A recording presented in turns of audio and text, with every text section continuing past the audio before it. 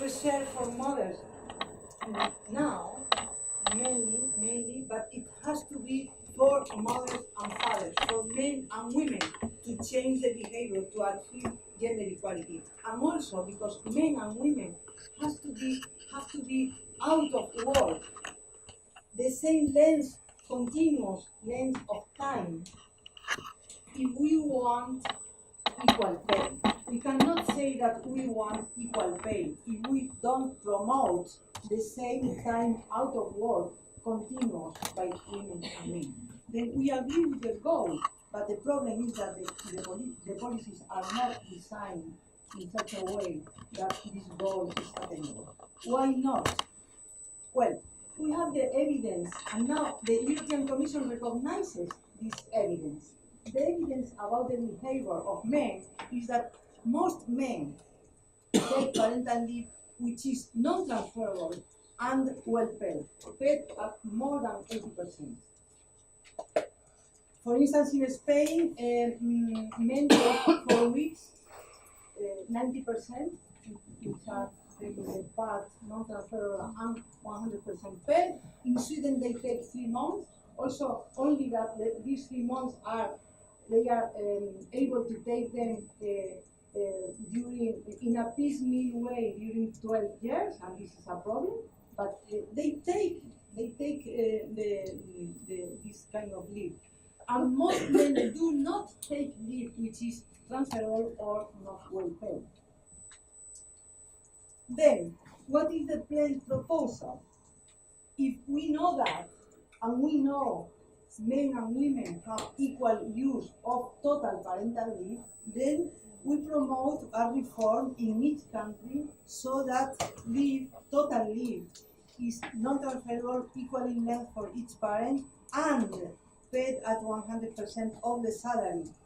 And these 3 conditions is all or nothing. If one of these 3 conditions fails, then men don't take the leave in the same way.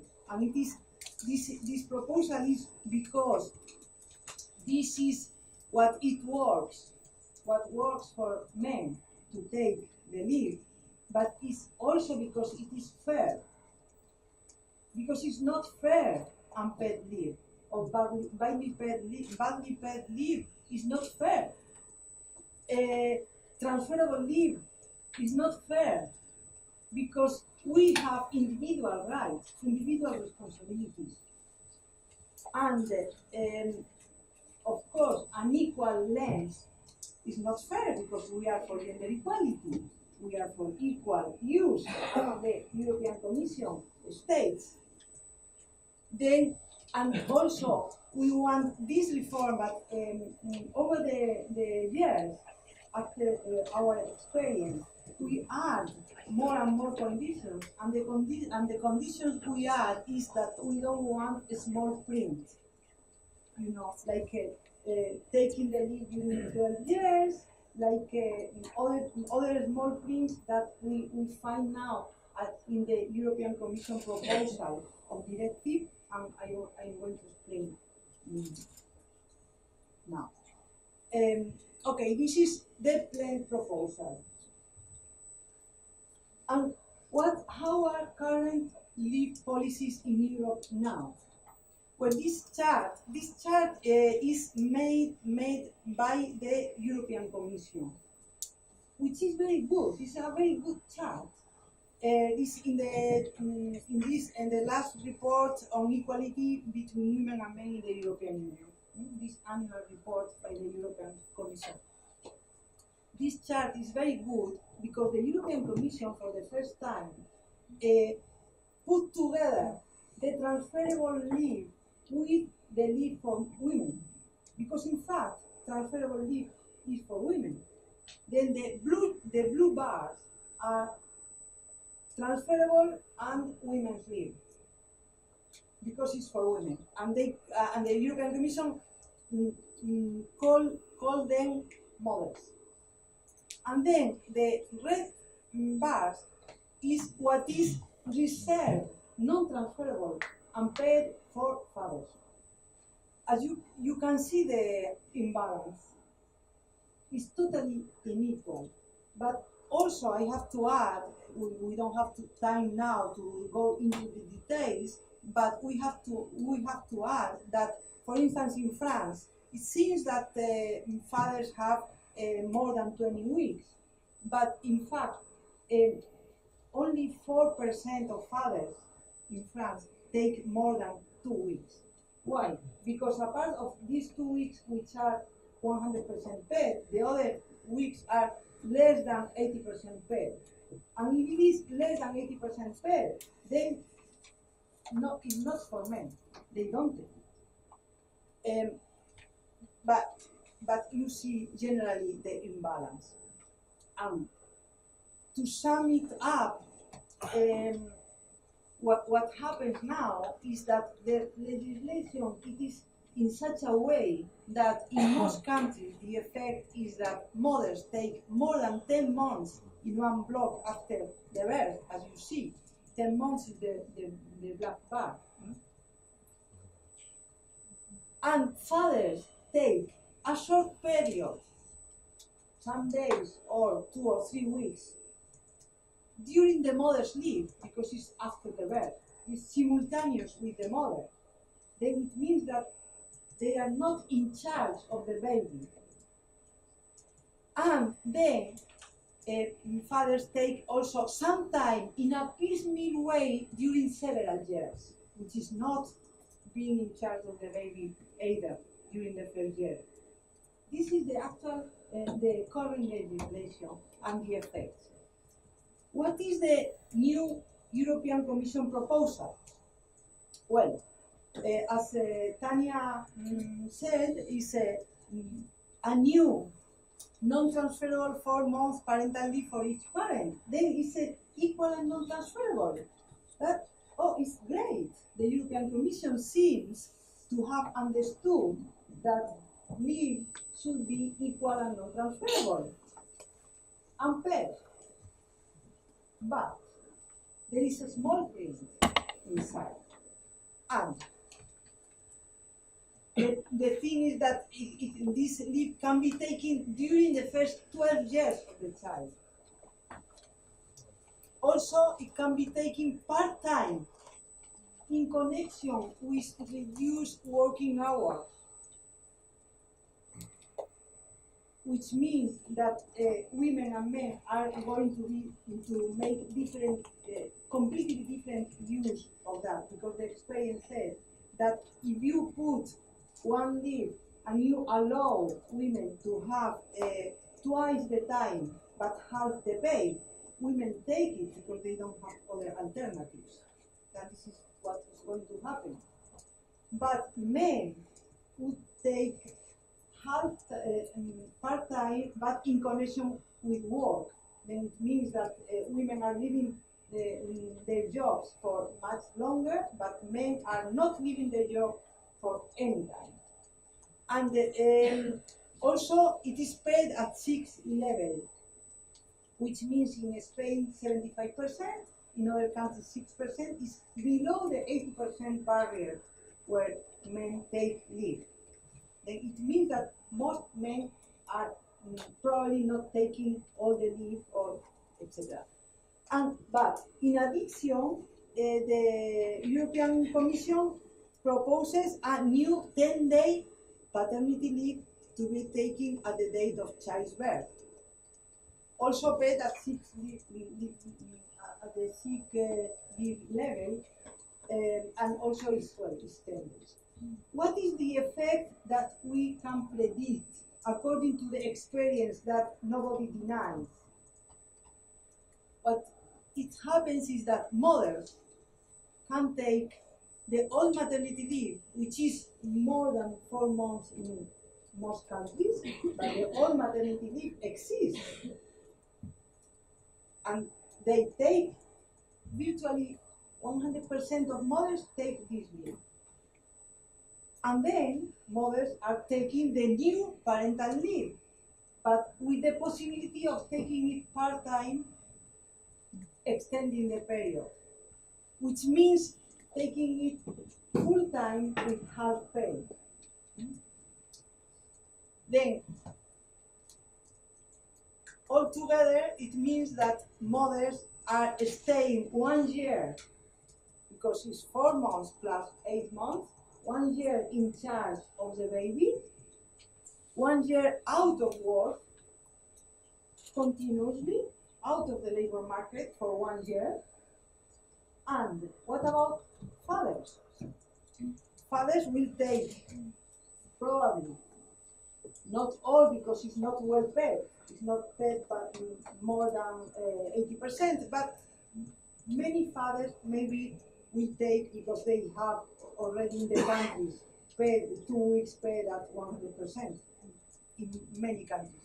Then, or in some countries, then they can take 2 weeks after the birth, but simultaneously with the mother, and then 4 months in a piecemeal way during 12 years, and maybe part-time. Then it means that fathers will not be any time, any significant period in charge of the baby full-time, and they will not be out of work for any period. Then this is gender inequality. This is gender inequality in pay. This is the gender pay gap. This is the gender gap in care and domestic tasks at home, etc. This is maintaining the status, the actual status, the current status. Then, what we say then?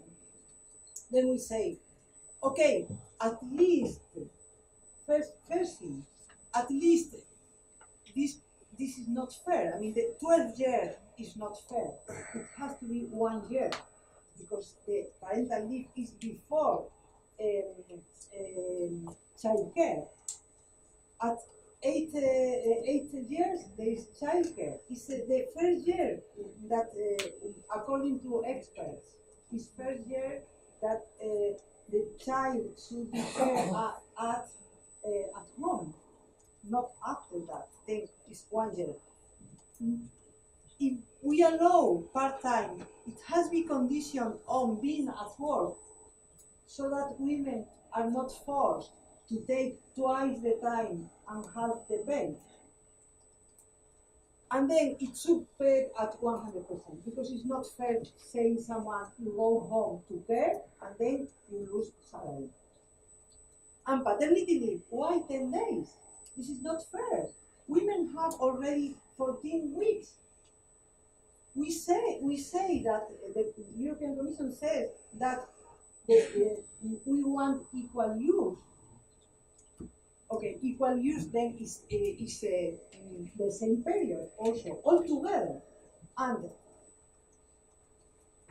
the thing is that this is not enough. These amendments, these changes are not enough. Why?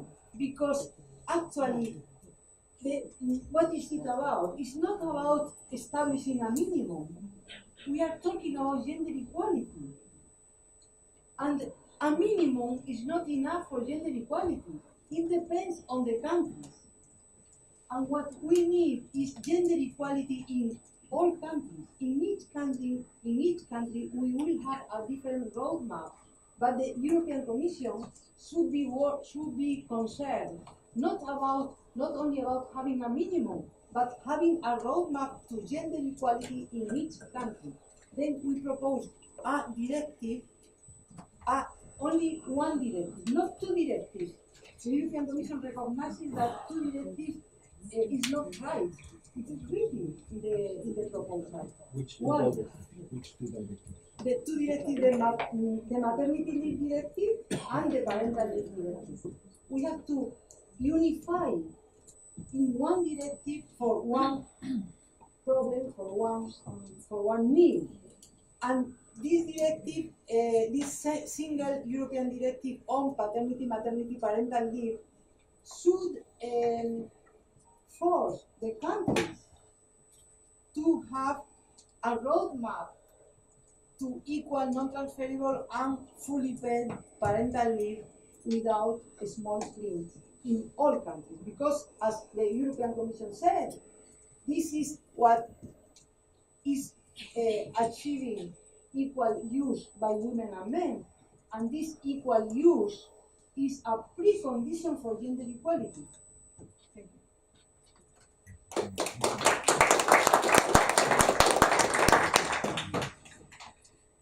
Thank you, Maria, for respecting the time. Así es. Thomas.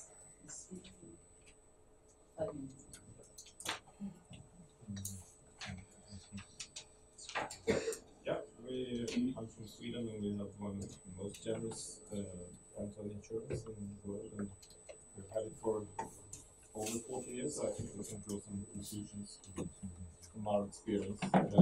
This is the picture that you've all been seeing about a Swedish dad. There are some of us that we have taken the opportunity, but far from everyone.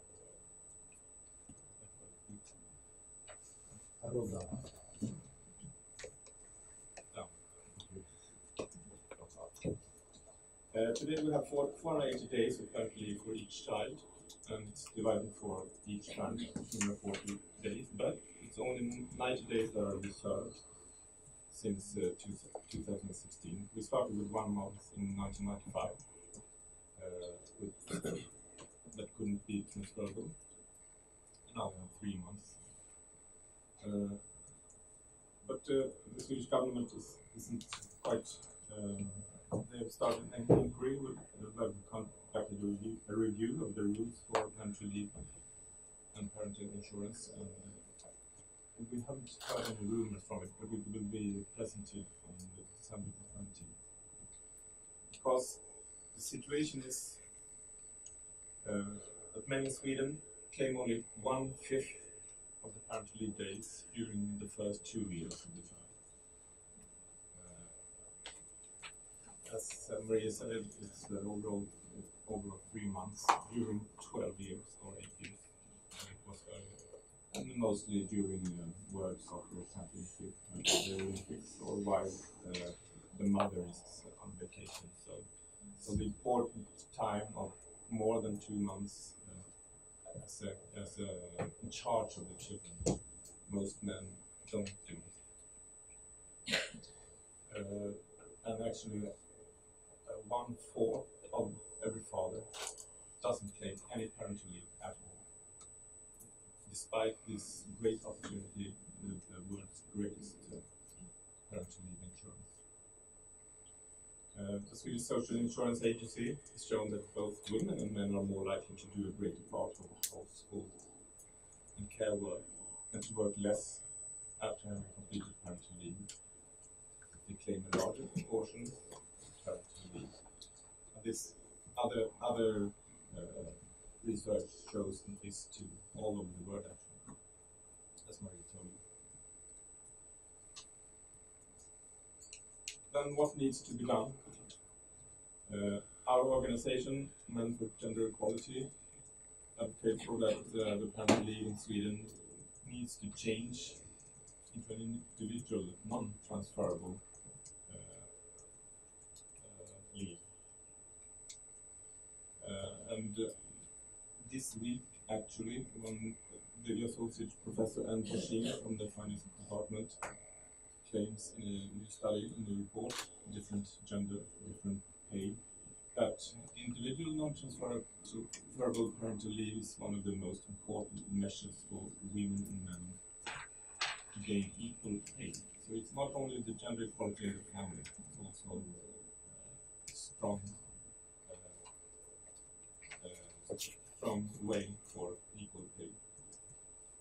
If nothing is done, it would take at least 20 more years in Sweden before men and women claim at least 40% of their parental leave and childcare. As a parenthesis, it will take 150 years before women and men will pay equal pensions in Sweden, according to the report. There are nations in the European Union, as you know, that are less gender equal today than Sweden was in 1974 when it comes to parenting leave. If you are satisfied with the development of more than 60 years before reaching gender equality for those countries, then stick to the Swedish example with a large amount of transferable days. But if you're not, and you want the European Parliament to send a signal throughout Europe that you believe that gender equality is far more urgent than that, please listen to the recommendation of PLENT. Thank you.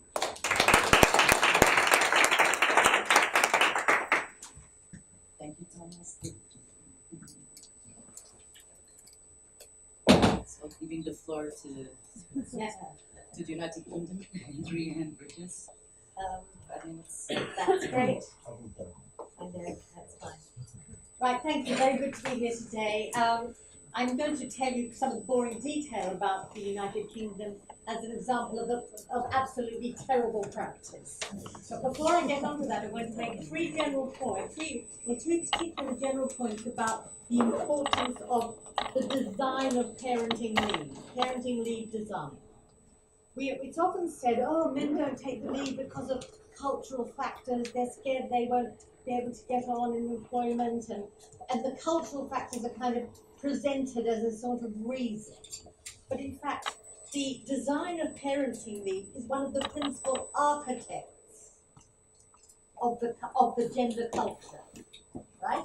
So if your parenting leave design is telling your country that mothers are the carers, you will not change any of the other cultural factors. The other thing I'd like to say is that we all remember and know the Convention on the Rights of the Child. I think it's Article 8 that says the child has the right, as far as possible, to be looked after by both parents, as far as possible. And that is crucial. If we are delivering a parenting leave design that is not making it as far as possible that the child shall be cared for by both parents, then in fact we are contravening the Convention on the Rights of the Child. So I'm going to talk briefly about the current regulations. You don't need to read the detail. I can tell it to you in a few words. Mothers in the United Kingdom have 52 weeks maternity leave. It is theirs and theirs alone. In addition, while they're off on maternity leave, they are able to build up holiday pay so that they can often end up with 56 weeks because they have that. Now, 26% of working mothers are not eligible for that. That's pretty shocking. Of those, some can get a small payment from the state, and that's for maternity allowance. Some employers, and we don't have good data on this, are topping up maternity pay. And where employers top up maternity pay, the mothers obviously are more likely to take it. We also have at the bottom there the current directive of the EU, what you call the EU parental leave, which, as you know, is 4 months per parent per child, of which only 1 month is non-transferable. So, and our country, allowed to interpret it that way, has made it that parents can take a maximum of 1 month per year. So the mothers could add on another month in each of the years for that leave, but most of them don't. We don't have any data on that. Fathers, what have they got? Well, they've got that EU parental leave, and again, we don't have any data on take-up. No one knows about it. It's hardly ever spoken of. They have paternity leave. They have 2 weeks, the 10 days. It's paid at the very lowest level. It's paid at £140 a week, which is under half the minimum wage, under half. The mother's leave is paid at 90% of salary for 6 weeks with no cap, and then it goes down to 33 weeks. It goes back down to that very low level, 140, and for the last 3 months of that first year, it's completely unpaid. So what's the take-up? Maternity leave, and this fits in exactly with what Maria has said. Women will take this leave. They have to. We have very poor early childhood provision. Somebody has to look after the children, and the mothers are having to take this leave. So maternity leave, where they're eligible, is taken by most mothers. the mean take-up is 39 weeks. That covers the entire paid period, right? Remember? We had 6 weeks paid at high level, the rest paid at a low level. But 45% also took the unpaid leave at the end of that year, the 13 weeks. It's a transferable leave after 2 weeks. If the mother doesn't use it the first 2 weeks, the family loses it. But after that, she can transfer it to her partner. But it's so low paid, and the rules are so complicated, and under 50% of the couples are even eligible, and only 1% of mothers transfer it. Paternity leave is amazingly taken up by 75% of eligible fathers, and the main reason is that a lot of the employers are topping it up. They can't be bothered to claim back, from the state the £140 per week. So they say, take your leave, take your paternity leave, and let's pay the salary. And that's why you've got quite a high take-up of paternity leave. The ones, of course, who don't take it are the poor dads, the poorer fathers with the poor employers, and that is where we are. So, where would we go? Well, we're stuck with this terrible design, this huge, long design for mothers, which is what is starting to happen with the EU if they add in another 4 months on the mother's 14 weeks. Once you've got that, to roll it back is incredibly difficult.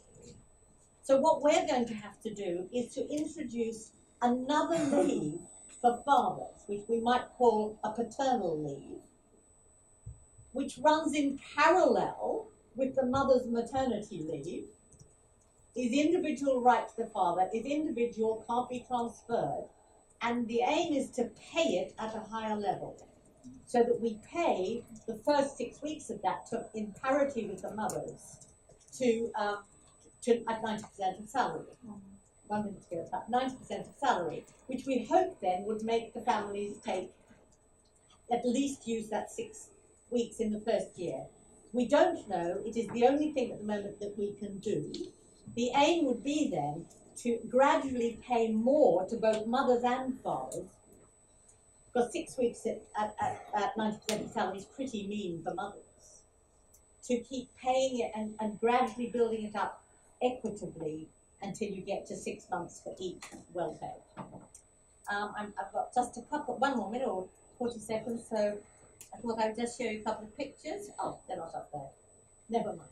Okay, well, thank you very much. Thank you.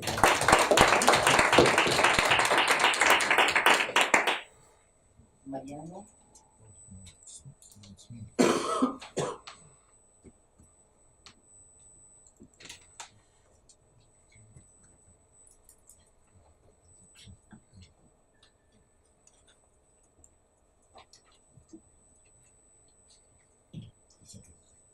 Okay, thank you. Good morning. Just to reinforce what Adrian has said about the cultural thing, I would like to introduce the case for the tobacco law in Spain. In Spain, everybody said that the tobacco banning, the law banning smoking in all public areas wouldn't succeed in practice because of the culture of the people smoking everywhere, every time. But the fact is that once the law was passed and put into force, everybody accepted it and started to comply with the rules, and it actually changed the culture. So the laws have a pedagogical power that not need to be undervalued. Laws can change the culture and the minds of the people. And this is what we want. The case of Spain, for what refers to parental leaves, maternity leaves, we have a 16-week maternity leave at 100% salary paid. The first 6 are compulsory, and the 10 weeks, the rest are transferable. And then we have a non-paid parental leave of up to 3 years, which only women take. The paternity leave is just 4 weeks, at 100% of salary and non-transferable. This is the current regulation. Guess what the use of these leaves. According to the golden rule of using parental leaves that Maria has explained, mothers take the maternity leave, the 16 weeks. Mothers take the non-paid parental leave, and fathers take the paid 4-week paternity leave, and that's it. The transferable part of the maternity leave is only taken by 1% of men. So about 1% of men take some days of the 10 months that are transferable. So no use at all of the transferable part of the maternity leave by the fathers. What is the roadmap of the reform to full equality in parental leaves that we promote in Spain as the PINA organization, the PLENT branch, the PLENT Spanish branch, sorry. What we claim is that the father's leave should be increased up to 16 weeks as the maternity leave. Eliminate the transferability of the mother's leave, which is actually not used at all, and after that, eliminate the non-paid, this 3-year non-paid parental leave, sorry, that is only used by women, and increase the paid one. Just to finish, would like to show you a short 2-minute video that we have produced to explain this reform that we promote in Spain, and that will finish my presentation. Got it on here. It has a music, but the music doesn't work.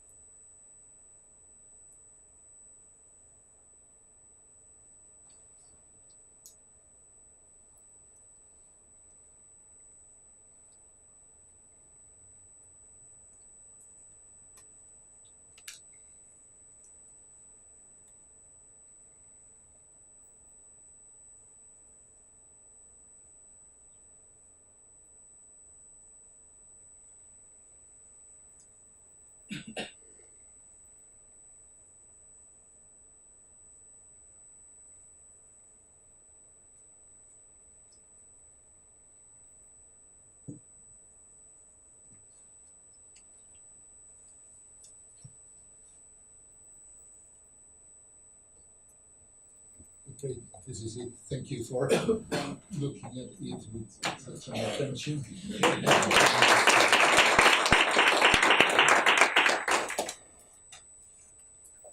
So Italy, Andrea and Anina.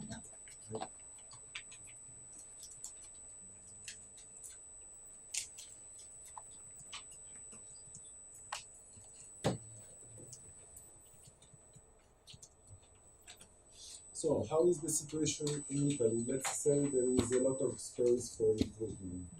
Let's see the glass half full. In Italy, a newborn baby is still a woman's business. The difference between maternity leave and paternity leave is both a reflection and a cause of this situation. Maternity leave, 20 weeks mandatory with at least 4 weeks before the birth. Paternity leave, 2 days mandatory and 2 days optional to be used within the first 5 months. And this is the most important information. Then there is another benefit that is the parental leave. Okay, not maternity, not paternity, parental leave. 10 months total per family, where the father can take up to 6 months or 7 if the father takes at least 3 months leave. Payment of parental leave is 30% of the salary. This sounds a bit complex, but it doesn't matter because here comes the bad news.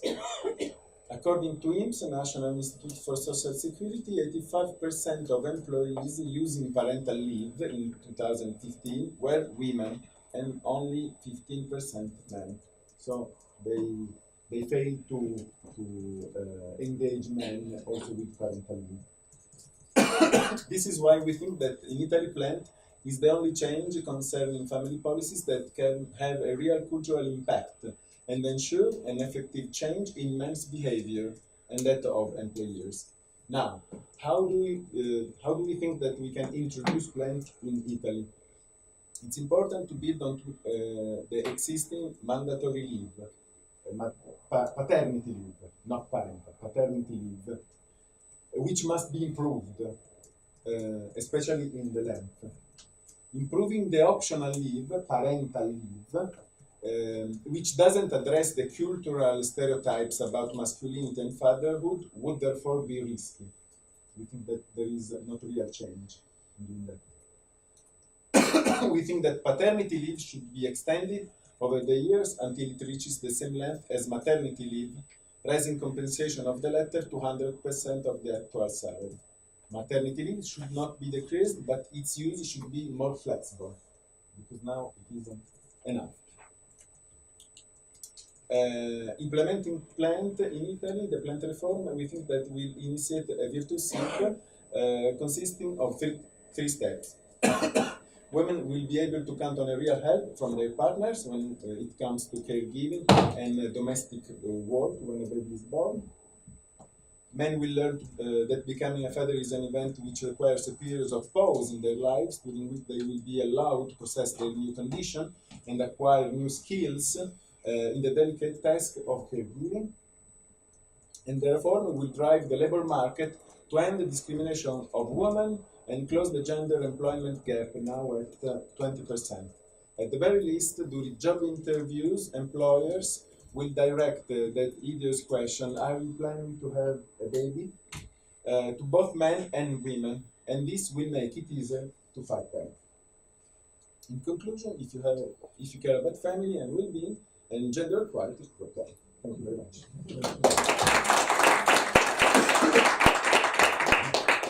Thank you, Andrea, for respecting the time. So, Paula? No, Mark.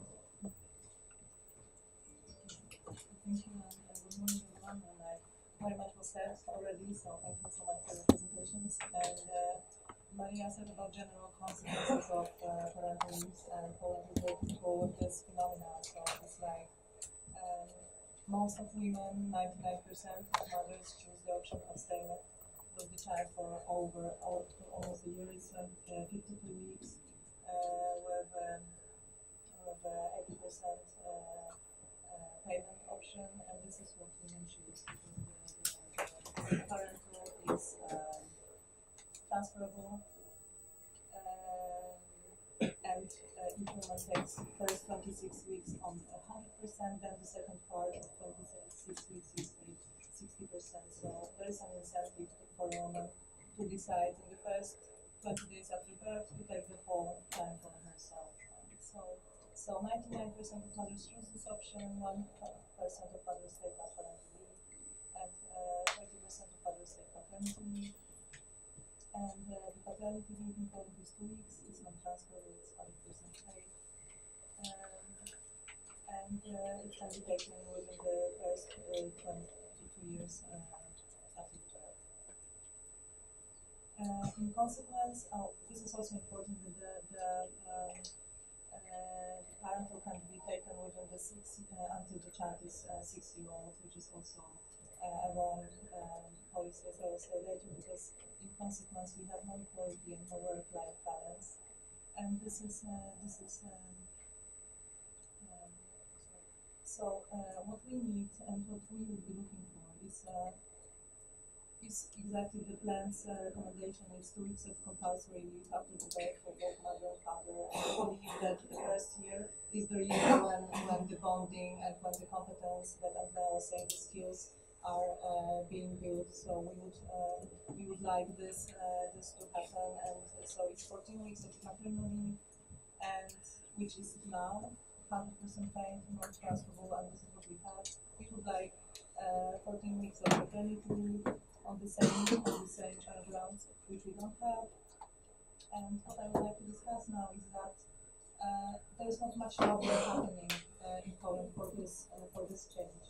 So this is an interview from the beginning of 2016, and we believe with our team here is that we have to make like kind of social ground for this change. So we have to discuss what are the challenges and what are the losses on father's side.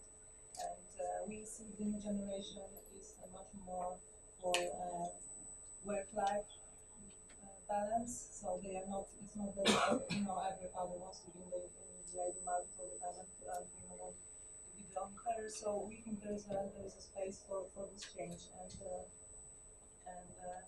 we think of a campaign that would introduce this thinking within the city. We need social leaders, fathers, to show this idea to Polish people, and I think we have to believe in their competence, in our competence to do this change. And I like the Mariana's. It is very convincing to me the ban on tobacco. I mean, I believe in parallel processes on the legal framework, but we also need this social change happening from like internal perspective, because as you know, EU laws are sometimes considered, being imposed to like against our culture or whatever. So we definitely needed this change also to come from inside and from politicians and local campaigns. So we will support in our work this non-transferable, equal, and fully paid leaves. Thank you so much. Well, thank you very much to all the speakers. We look forward for your questions, suggestions, thoughts. We're here to hear the answers if you know them. So let's open to Tanya. See.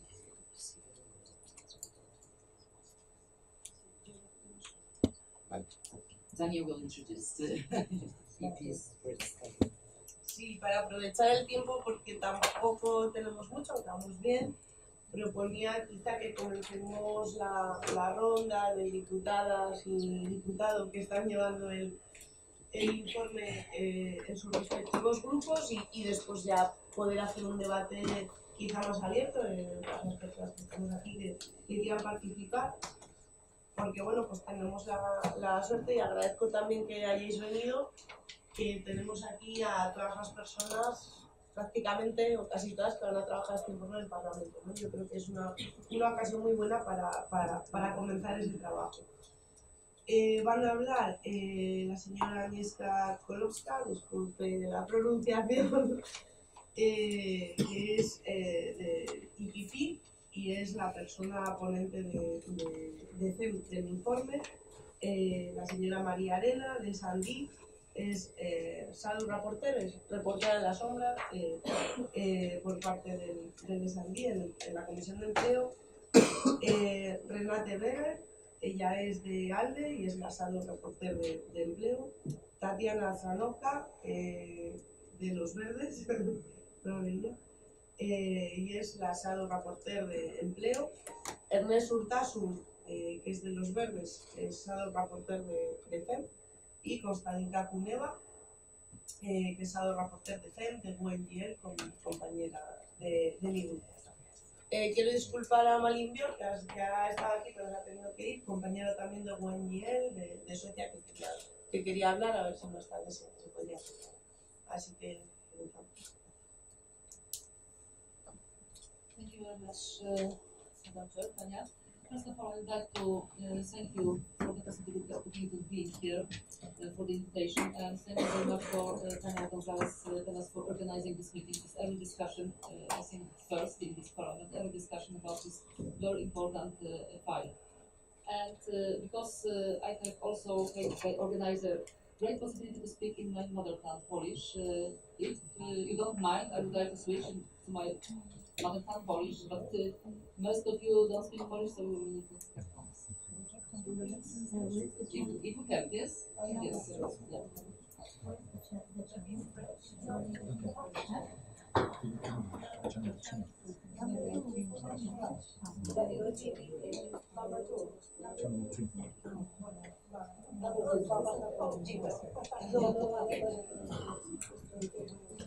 Proszę Państwa, czy słychać mnie? Czy jestem zrozumiała? Zrobimy małą chwilę. Tak? Okej, mówię po polsku, bardzo dobrze. Więc tak, chciałabym powiedzieć na początek, że bardzo dziękuję wszystkim speakerom za bardzo inspirujące i pouczające wystąpienia. I chciałabym na początku sprzeciwić się takim tezom, które tu były głoszone, że propozycja Komisji jest krokiem w tył albo jest przeszkodą w realizowaniu właściwego planu dla urlopów rodzicielskich. To była taka teza postawiona. Uważam, że należy przyjąć właściwe punkty odniesienia. I oczywiście jednym z punktów odniesienia jest to, co uważamy za idealną sytuację, czyli tak jak dla Państwa 100% płatny, całkowicie nietransferowalny urlop dla obojga rodziców, ale z drugiej strony mamy sytuację, w której, tak jak pokazywaliśmy, jest bardzo duża dysproporcja pomiędzy tym, jak urlopy biorą kobiety i mężczyźni. I ta dysproporcja z czegoś wynika. I ponieważ ona z czegoś wynika, dlatego też ta propozycja uważam, że jest rewolucyjna w stosunku do tego, co mamy teraz, bo to jest punkt odniesienia, jest rewolucyjna w stosunku do prawa, które mamy obecnie i jest rewolucyjna w stosunku do obyczajów, które mamy obecnie. I dlatego uważam, że należy zrobić wszystko, co możliwe, żeby ta propozycja Komisji mogła być zrealizowana. Jeżeli ona będzie zmieniana w kierunku jeszcze bardziej radykalnym, to będzie to kontrproduktywne i opór, który jest obecnie wobec tej propozycji, zwiększy się i bardzo możliwe, że wówczas ta propozycja podzieli losy innych wcześniejszej modyfikacji dyrektywy macierzyńskiej, która, jak Państwo wiecie, pozostała w szufladach naszych biur prawnych Unii Europejskiej, albo innych dyrektyw, jak dyrektywa o kwotach w spółkach pani komisarz Reding, która też nie została zrealizowana, bo w tej dyskusji nie doszło się do porozumienia, więc jest bardzo ważne, żeby te punkty odniesienia dobrze rozumieć. I dlatego chciałabym podkreślić, że uważam, że ta propozycja Komisji jest bardzo progresywna i bardzo dobra. I zgadzam się, że kluczem i najbardziej istotną częścią tej propozycji jest nietransferowalność urlopów ojców i matek. To jest klucz, który jest takim rdzeniem tej propozycji, którego z perspektywy praw kobiet należy najbardziej bronić. Druga rzecz to jest kwestia długości tych urlopów. Zgadzam się, że konsolidacja tego urlopu służy celom, o których tutaj mówimy. Dla mnie 12 lat to jest za długo, także z innego powodu. Nie tylko dlatego, że ten urlop brany przez ojców mógłby być niewłaściwie wykorzystany, ale też dlatego, że to jest dłużej niż gdziekolwiek w Unii Europejskiej. Trudno znaleźć państwo, może jedno czy dwa, gdzie to prawo do urlopu jest rozłożone aż na tyle lat. A ponieważ ten obszar urlopów rodzicielskich jest w dużej mierze w gestii państw członkowskich i mamy pytanie o subsydiarność, dlatego jest ważne, żeby propozycja, która tutaj się pojawia, spełniała warunki wymogi propozycji minimalnej, a nie maksymalnej, ponieważ my w tym obszarze możemy coś jako Unia Europejska proponować, ale to nie może być maksimum, tylko musi być minimum. I to jest drugi powód, dla którego uważam, że jeżeli będą takie propozycje, żeby skrócić trochę ten okres, to jest to w dobrym kierunku, bo on jest z różnych powodów, to skrócenie może być korzystne. Kolejna rzecz, która była podejmowana, to jest obligatoryjność urlopu. Jestem absolutnie przeciwna obligatoryjności urlopu. To powinno być, jest w naszej legislacji prawo i ludzie nie lubią być zmuszani do różnych rzeczy, szczególnie takich, które uważają za część swojego życia rodzinnego i prywatnego.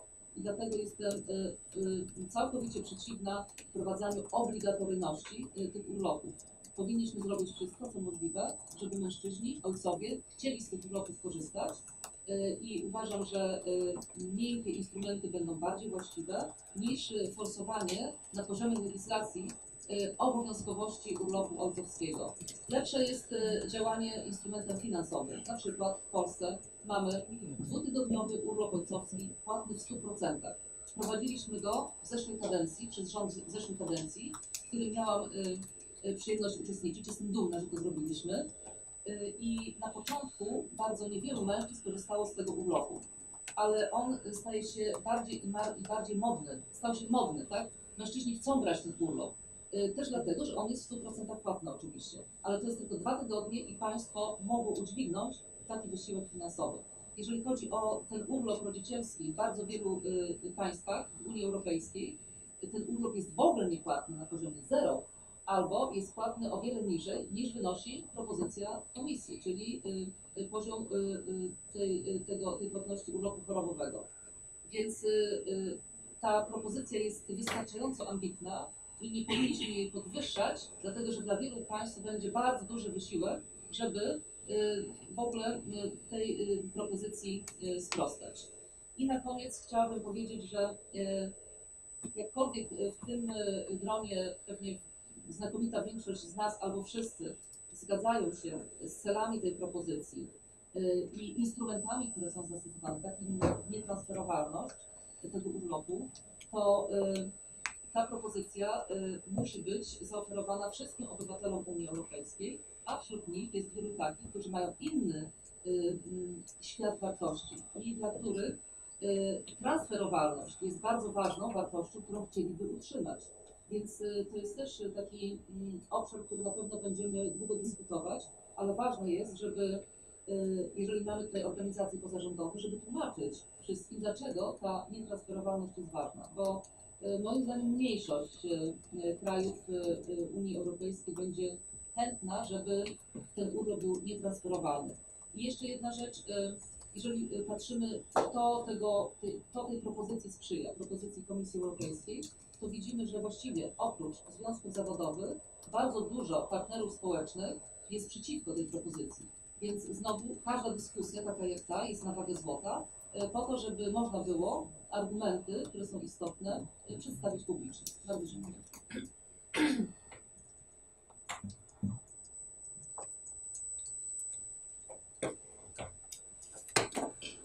Gracias, María Elena. Merci, je vais parler en français.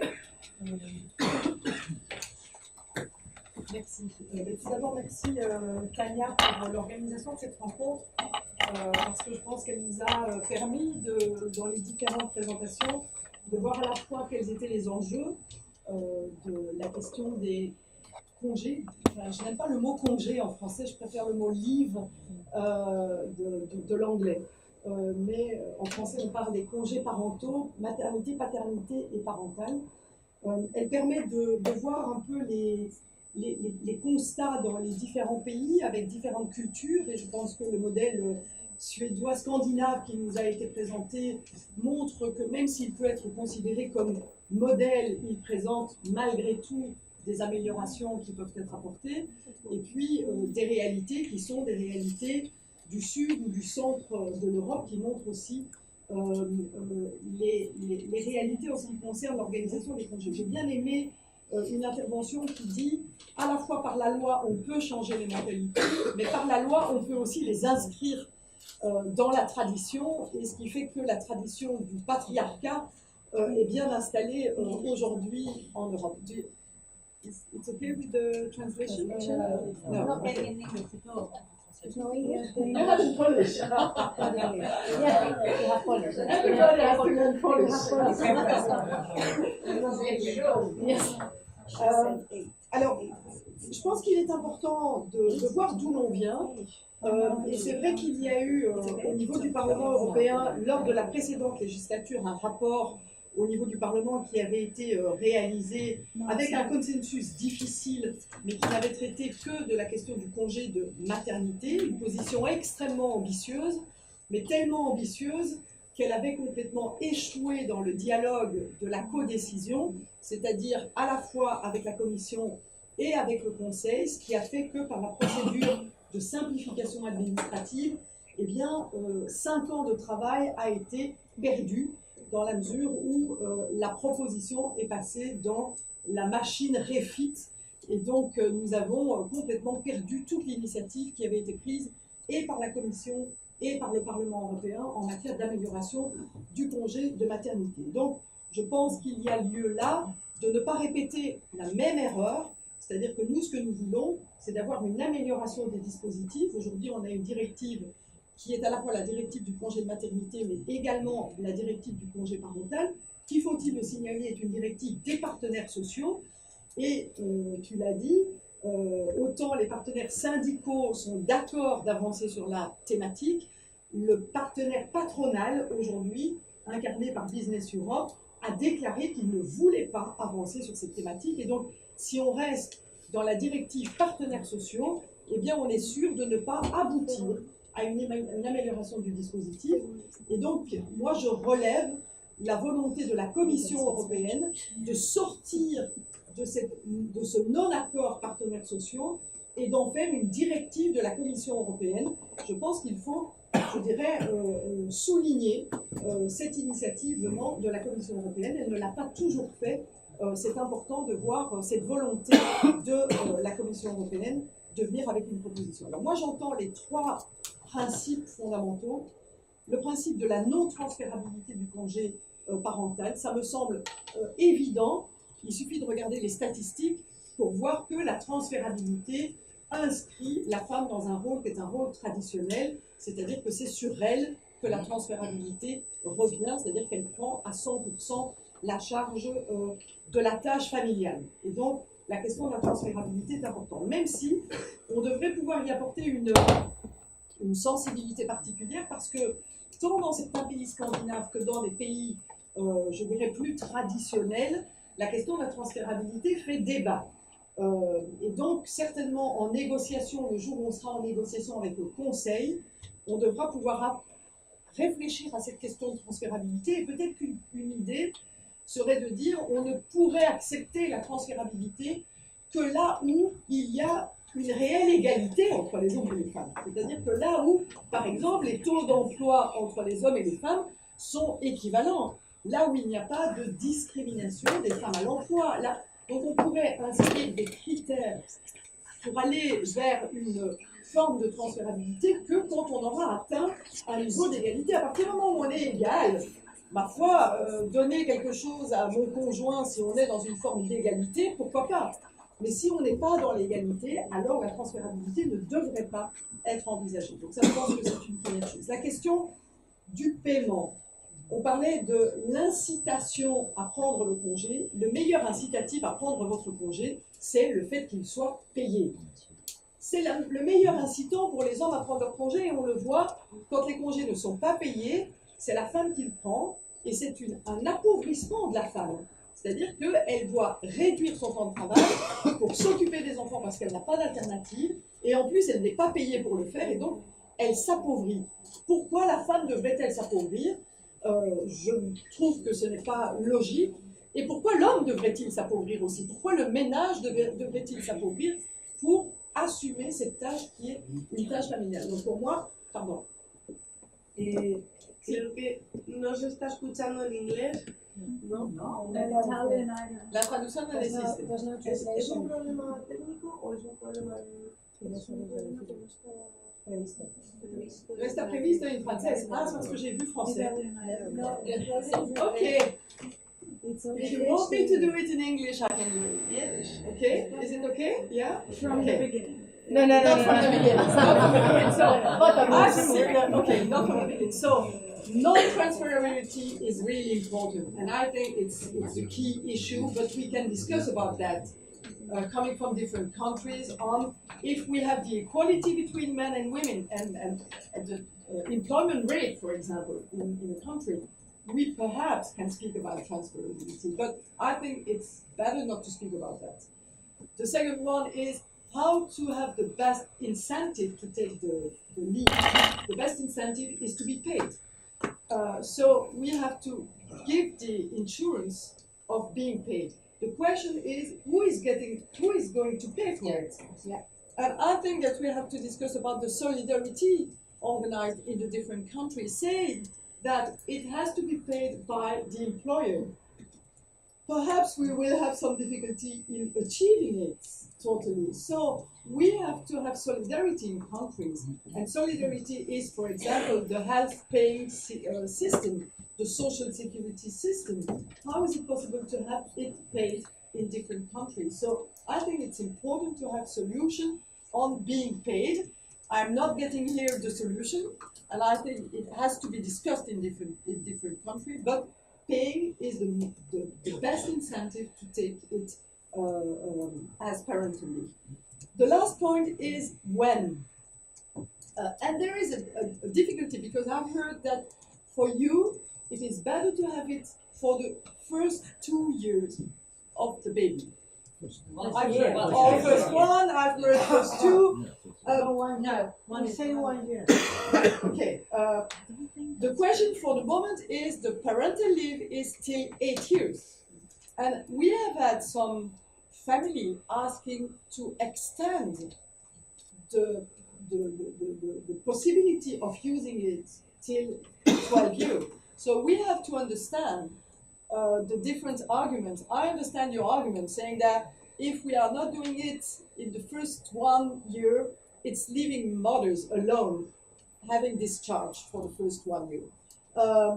So we have to discuss with family what are the arguments for the parental leave for the rest of the child care, because it's not normal parental or maternal or paternity, it's child care. So perhaps we have to discuss about this when to take the parental leave.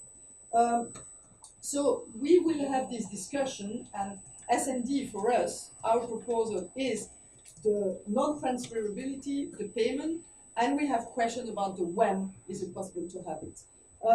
What I must say is I'm a little bit not very happy about the fact that the proposal coming from the Commission has nothing to propose for the maternity leave. And I don't share your, I don't remember who was saying this, no, it's from Italy, saying, okay, maternity, we don't have to have more, we just have to work on paternity. Okay, I understand man, and we are fighting for this because it's for equality, but I think that we have to ensure more comfort, I don't know how to say that, for maternity leave also, because the situation is the directive of maternity leave is from 1992, and I think something has changed for women at work, and perhaps we have to discuss about this also, for example, for the protection of women going back to jobs after maternity leave.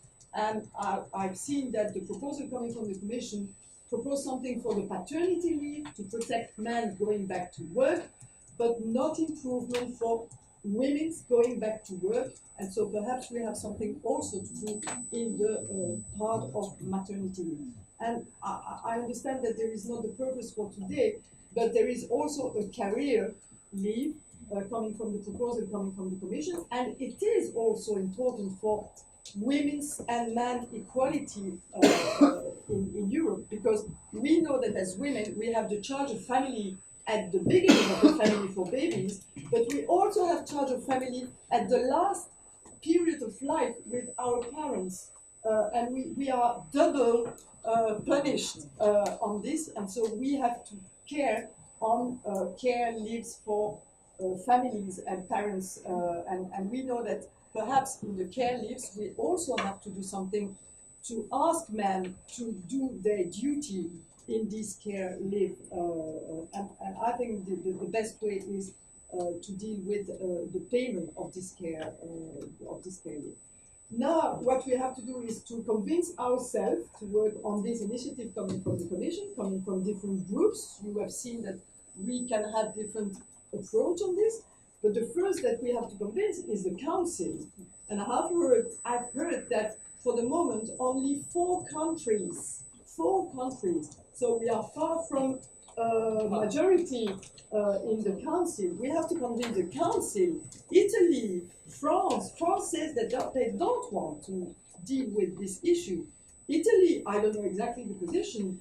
We just have 4 countries willing to work in this issue. So the first thing is to convince them to have a majority. They have had a majority on glyphosate. So perhaps it's better to have a majority on maternity and parental leave for the future. Thank you.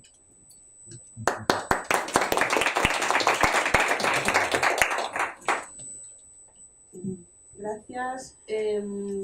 No sé si Ernest tenías que irte, ¿quiere? No, tengo un poco de tiempo, ¿Tienes pero tiempo? puedo intervenir ahora y así. Sí. Es que si no les importa a Renate y a Tatiana, Ernest tiene que ir pronto. Sí, gracias. Gracias. Okay, thank you. Voy a hablar en inglés.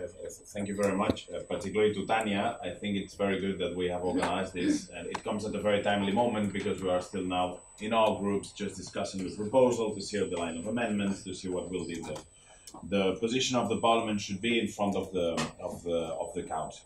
So basically, I will be very brief. My intervention is more like a question on strategy and to see also what PLENT thinks about this. I also see the limitations of the proposal and the risk. But here we need to see exactly what do we want to achieve.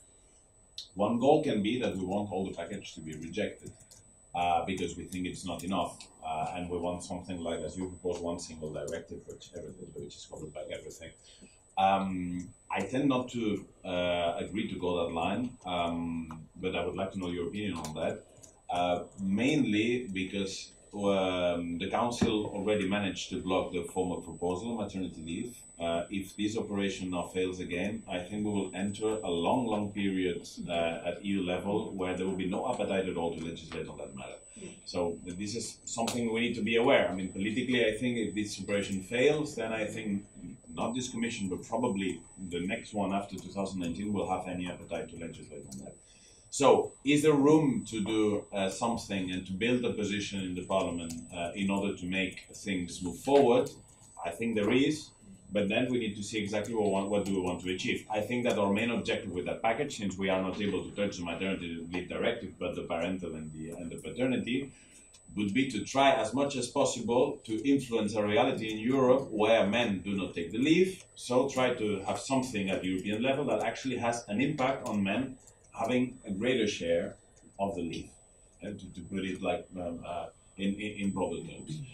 What would that mean in concrete terms? Well, that this is something we need to discuss, but probably the most interesting thing would be to try to build a position of the Parliament around something that I saw in the presentation of PLENT, related to, first, the payment of the parental leave in relation to men. I think this is one issue. If this is not fully paid, it's not just paid at the level of sick leave, then, as you rightly pointed out, then men tend not to take it. The issue that Maria was mentioning, I think we have to think about the time scope of that parental leave. I tend to agree with you that if it's 12 years, that makes the issue probably have no impact at all. So we need to see exactly how do we limit that. So that's another issue. And then, of course, there is the question of the mandatory paternity leave, whether we manage to enlarge the proposal of the Commission. So I think that those are key elements that probably are very weak in the proposal of the Commission, and maybe we can build a strong position of the Parliament to go and negotiate with the Council that can have an impact. But this would be a bit my line of thought, but again, we are still thinking about the line of amendments of the groups, exactly what will the position of the Parliament be exactly. But I would like to know whether you would consider that approach of trying to have something concrete that would have a real impact on one main objective, which is men taking greater share of the leave, or whether you think that's actually not possible, it's better to reject the whole package, which I think, again, we have to assume that if that happens, then we will probably not have any reform on legislation at EU level for a long period. That I think we need to be aware. So it's more like a question, but also I think that I will end here. I think we have touched very key issues of how the proposal could be improved, and I think my idea would be to try to work on that on those areas where we can have a real impact. Thank you so much.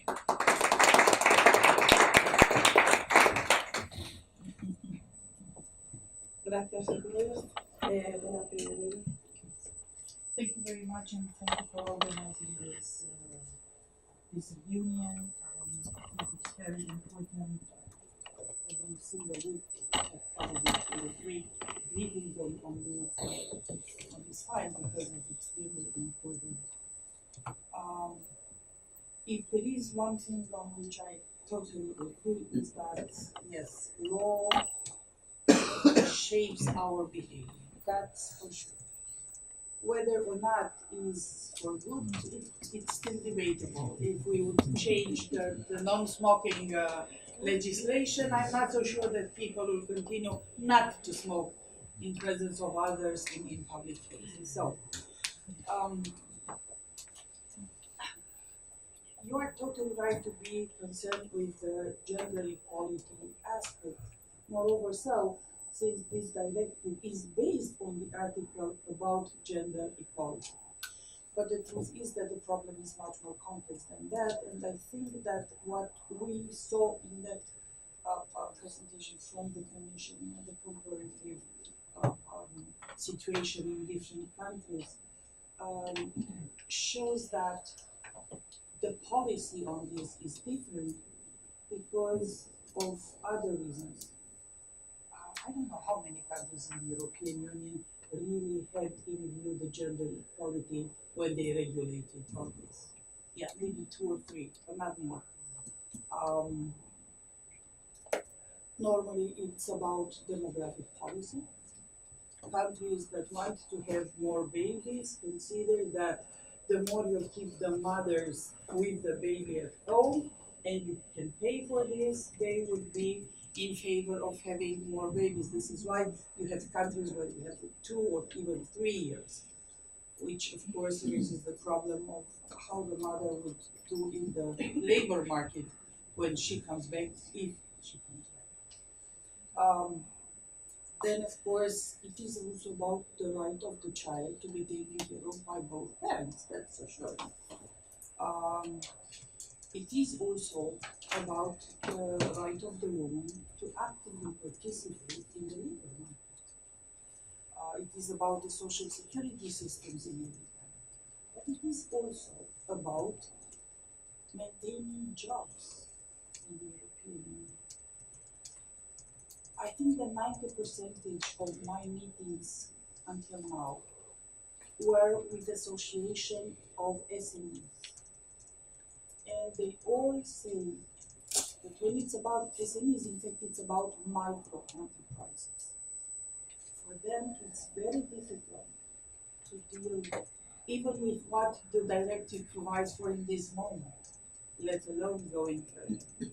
And we do have reasons for this. I mean, when we talk about now the backbone of our businesses in Europe, the SMEs, but when we talk about enterprises, micro-enterprises with 5 to 10 workers, then it's difficult to replace.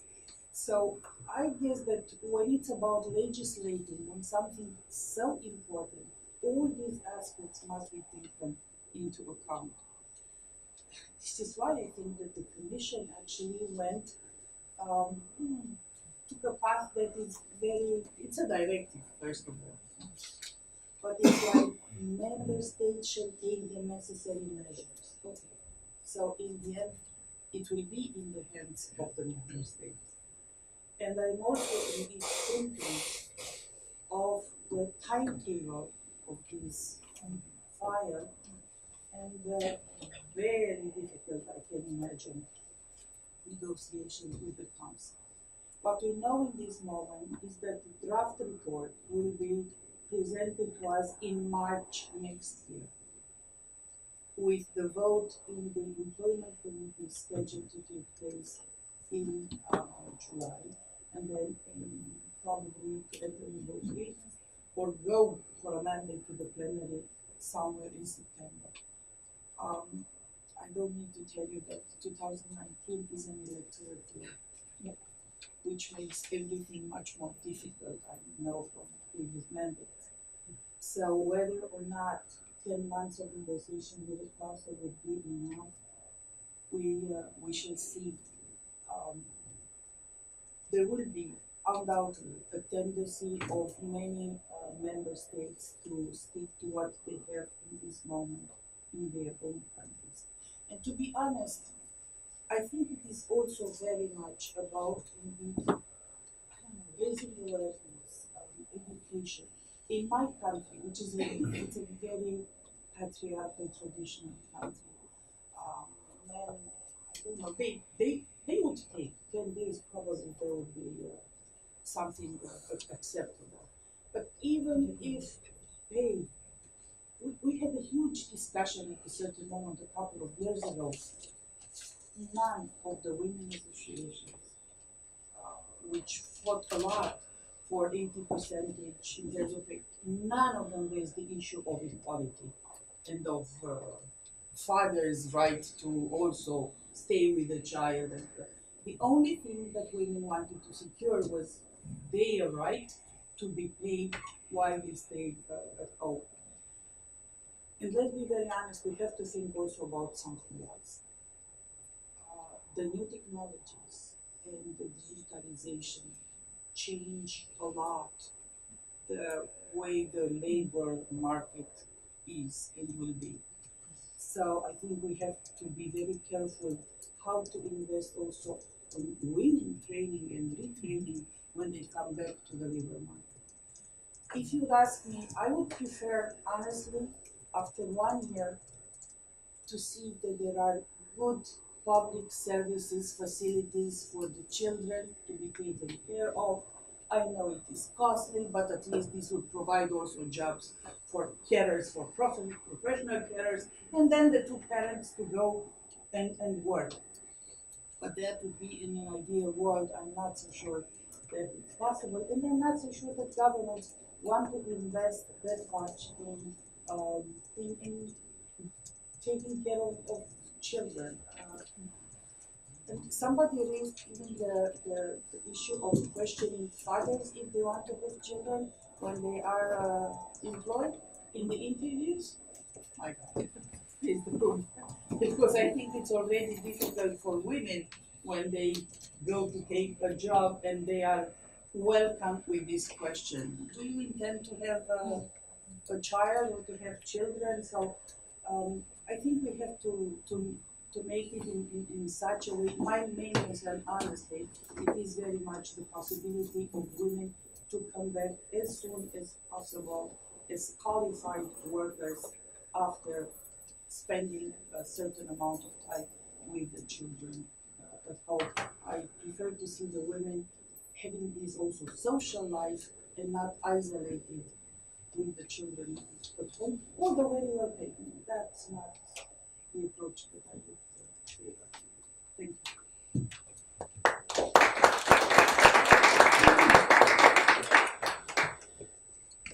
Gracias, Tatiana.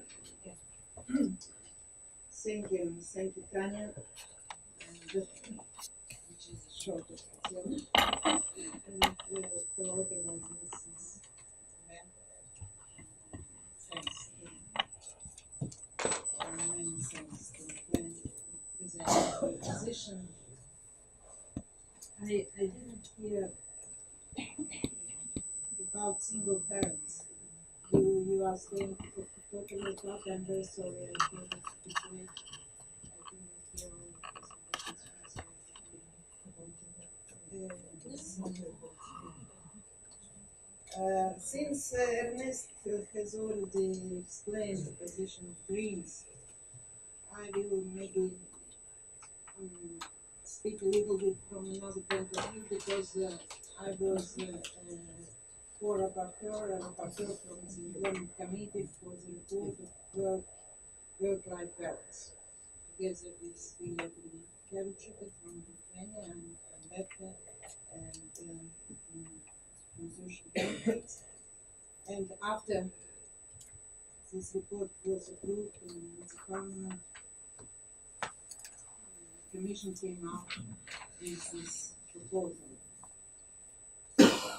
We, of course, are not satisfied that there is no one directive, that there is no variation of maternity directive, but technically, of course, we have to speak now just on what the Commission is proposing as a new directive. It's procedure, we cannot change it. Now, for one directive also we can. Then on non-transferable leave. When we have prepared our report, we had all positions. You have already heard position EPP and Liberals, while Greens we are for non-transferable leaves. But then we came out and it was approved by the majority of the Parliament on compromise. Part of leave is transferable, part is not transferable. That was our compromise at that time for the report.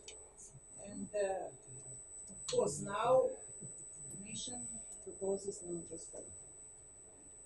Yeah. So we have a position of one of the rapporteurs. So I guess that we have to come to the compromise. Also somehow like it was in our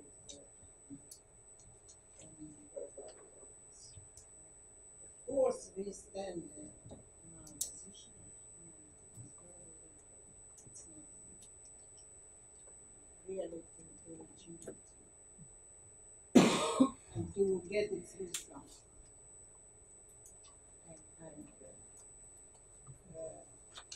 As another program is also fully paid